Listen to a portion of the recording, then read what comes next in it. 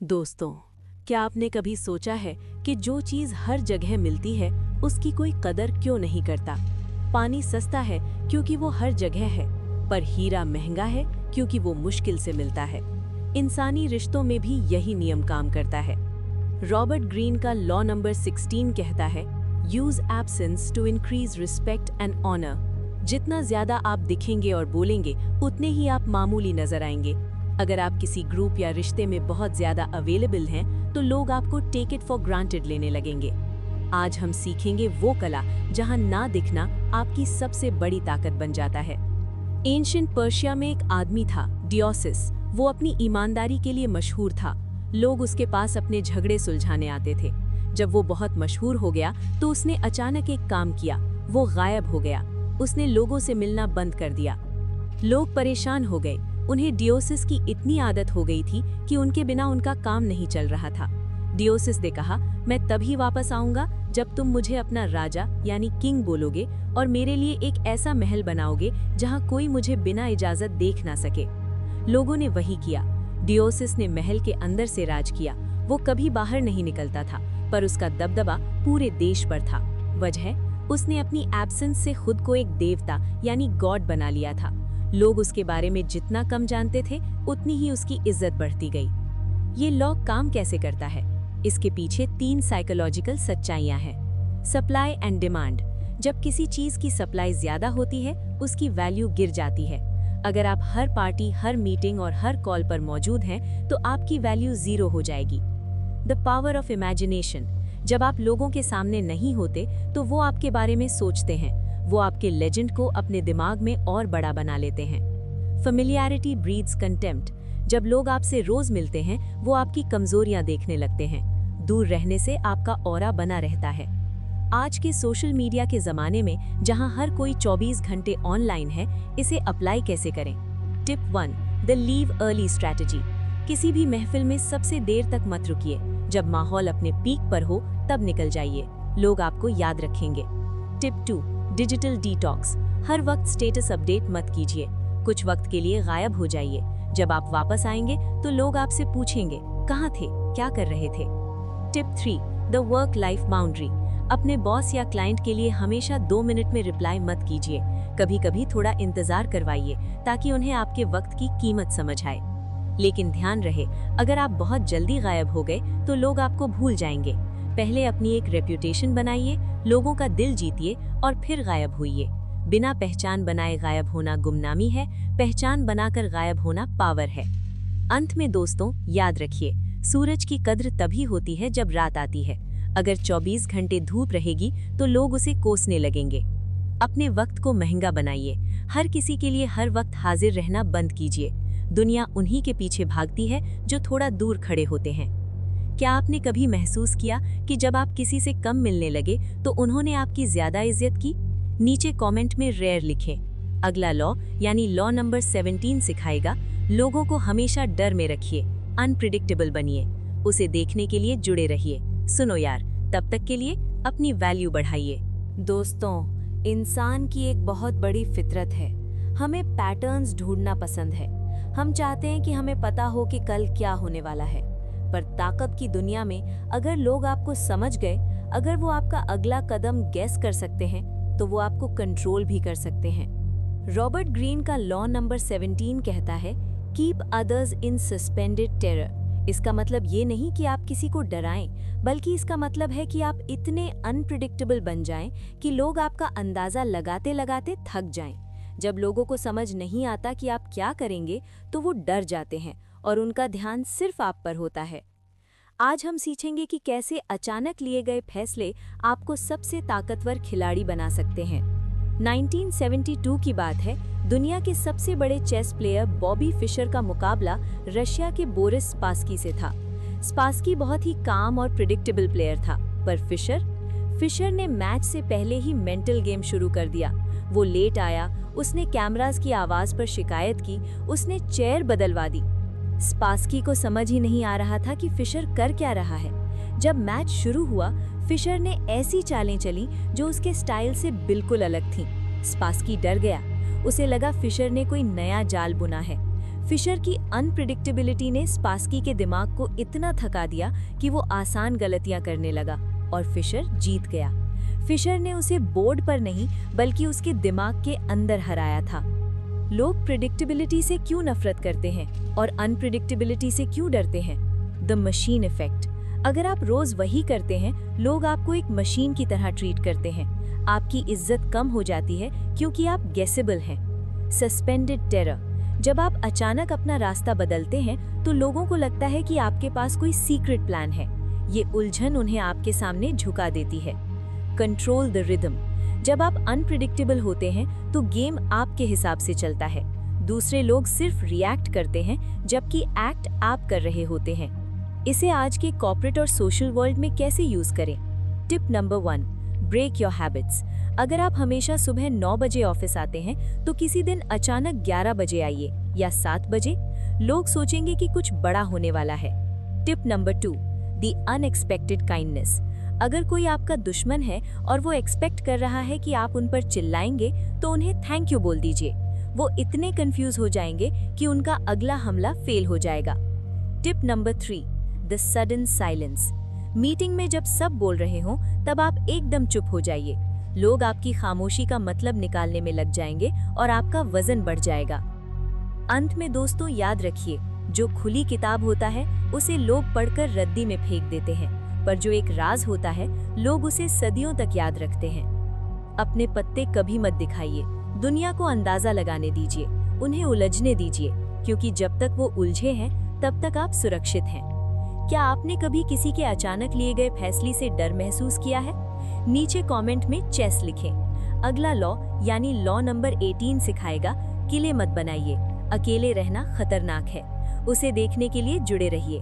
सुनो यार, तब तक के लिए अनप्रिडिक्टेबल बनिए। दोस्तों, जब हमें लगता है कि दुनिया हमारे खिलाफ है या हमारे दुश्मन बढ़ गए हैं, तो हमारा पहला रिएक्शन क्या होता है? हम छुपने की कोशिश करते हैं। हम दोस्तों से मिलना बंद कर देते हैं, राज छुपाने लगते हैं और एक किला बना लेते हैं। रॉबर्ट ग्रीन का लॉ नंबर 18 कहता है, do not build fortresses to protect yourself. ये सुनने में अजीब लग सकता है कि क्या दुश्मन से बचने के लिए छुपना नहीं चाहिए? जवाब है नहीं। आइसोलेशन, अकेलेपन में आप सुरक्षित नहीं बल्कि कमजोर होते हैं। आज हम सीखेंगे कि क्यों भीड़ के बीच रहना ही असली हिफाजत है। चाइना का पहला एम्परर चिन शी हुआंगटी दुनिया का सबसे ताकतवर आदमी था, पर उसने अपने आखिरी सालों में मौत से इतना डर लगने लगा कि उसने खुद को अपने महल में कैद कर लिया। उसने ऐसी राह यानी टनल्स बनवाई कि कोई नहीं जान सकता था कि वो किस कमरे में सो रहा है। उसने हर उस इंसान को मौत के घाट उतार दिया जो उसकी लोकेशन जानता था। पर नतीजा क्या हुआ? जब वो दुनिया से पूरी तरह कट गया तो उसके मिनिस्टर्स ने उसके खिलाफ साजिशें शुरू कर दी। एम्परर को पता ही नहीं चला कि बाहर क्या हो रहा है। वो अकेला रह गया, उसे गलत जानकारी दी गई और अंत में उसकी मौत के बाद कई दिनों तक किसी को पता भी नहीं चला कि वो मर चुका है। उसकी फोर्ट्रेस ने दुश्मनों को अंदर आने से नहीं रोका, बल्कि एम्परर को ही अंधा और बेबस कर दिया। आइसोलेशन खतरनाक क्यों है? इसके 3 बड़े रीजंस हैं। Information cut off. जब आप किले में होते हैं, आपको बाहर की खबर नहीं मिलती। पावर की दुनिया में इंफॉर्मेशन ही ऑक्सीजन है। बिना इन्फो के आप गलत फैसले लेते हैं। You become a target. एक अकेला किला सबकी नजरों में आता है। जब आप भीड़ से अलग होते हैं तो लोग आप पर शक करने लगते हैं और आप आसान शिकार बन जाते हैं। Loss of allies. भीड़ के बीच रहने से आपको सोशल शील्ड मिलती है। दुश्मन आप पर हमला करने से डरता है क्योंकि आपके पास कनेक्शंस हैं। इसे आज के कॉर्पोरेट और सोशल लाइफ में कैसे अप्लाई करें? Tip 1, be the centre of the hub. जितने ज्यादा लोगों से आप मिलेंगे उतना ज्यादा आप सेफ रहेंगे। हर किसी की खबर रखिए, हर ग्रुप का हिस्सा बनिए। Tip 2, the open door policy.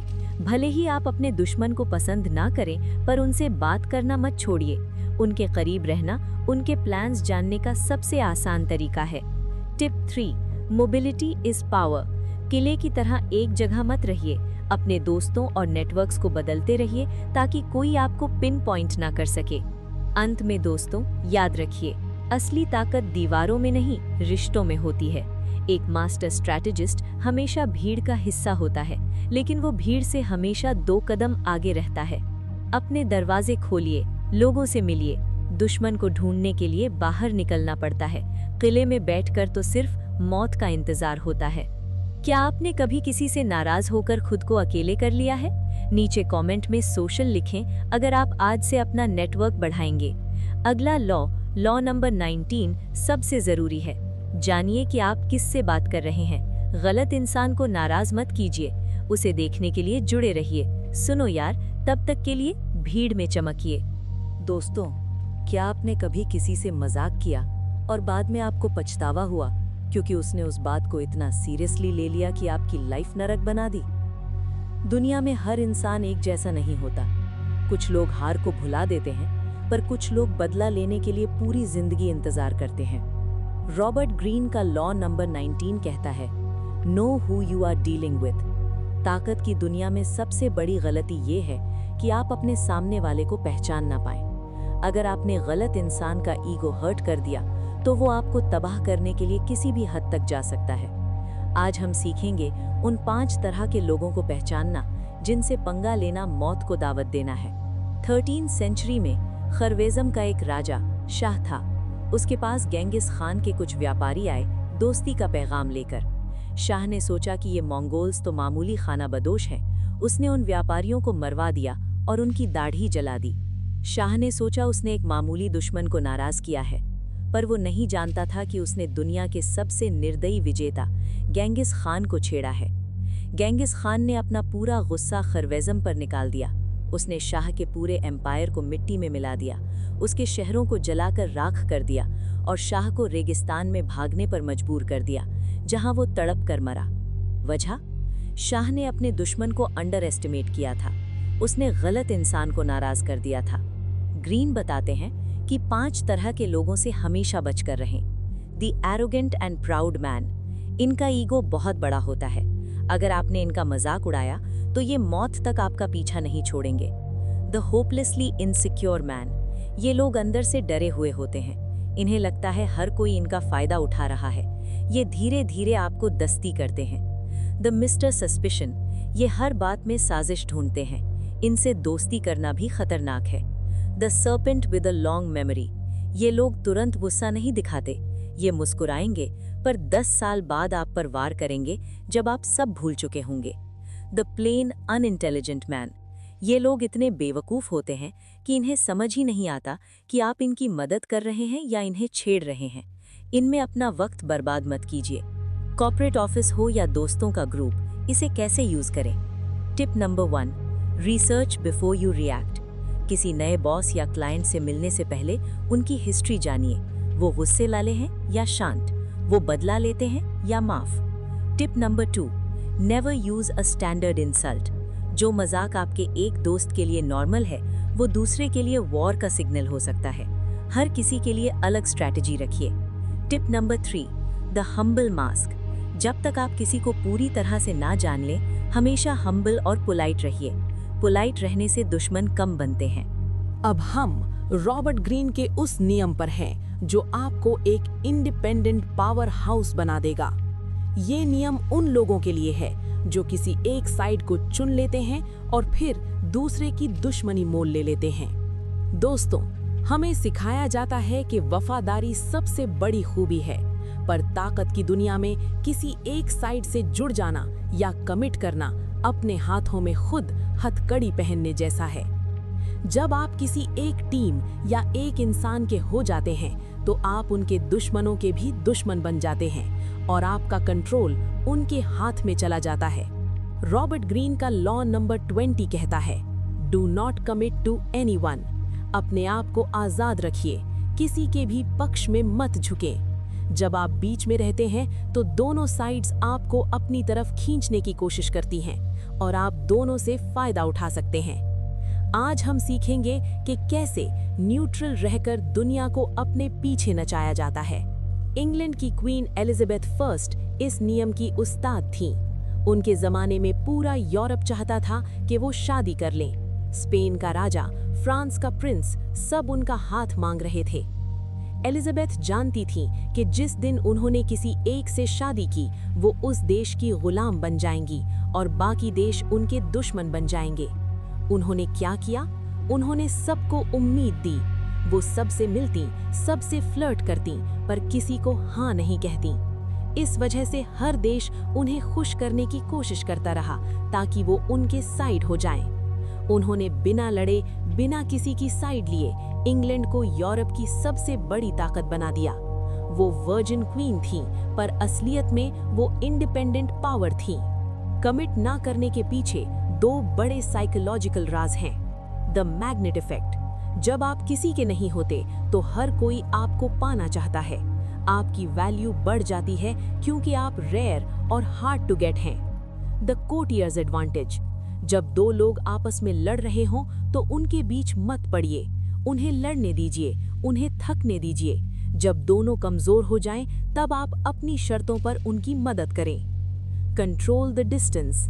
लोगों को अपने करीब आने दीजिए, पर उन्हें अपने दिमाग की चाबी मत दीजिए। जितना कम आप किसी पर निर्भर होंगे, उतनी ही आपकी ताकत होगी।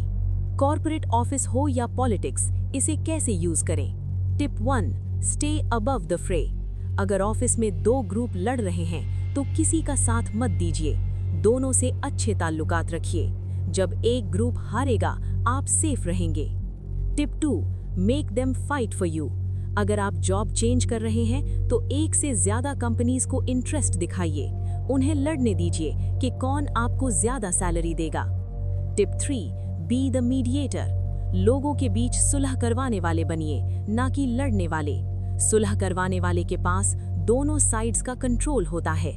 अंत में दोस्तों, याद रखिए, जो झुकता है वो टूट जाता है, पर जो बीच में खड़ा रहता है वो राज करता है। वफादारी जरूरी है, पर सबसे पहले अपनी आजादी के लिए वफादार बनिए। दुनिया को अपने लिए लड़ने दीजिए, आप सिर्फ नतीजे का इंतजार कीजिए। क्या आपने कभी किसी का साथ देकर अपना नुकसान किया है? नीचे कमेंट में इंडिपेंडेंट लिखें। अगला लॉ नंबर 20 सबसे दिमागी है। बेवकूफ दिखिए ताकि बेवकूफ को पकड़ सकें। उसे देखने के लिए जुड़े रहिए। सुनो यार, तब तक के लिए आजाद रहिए।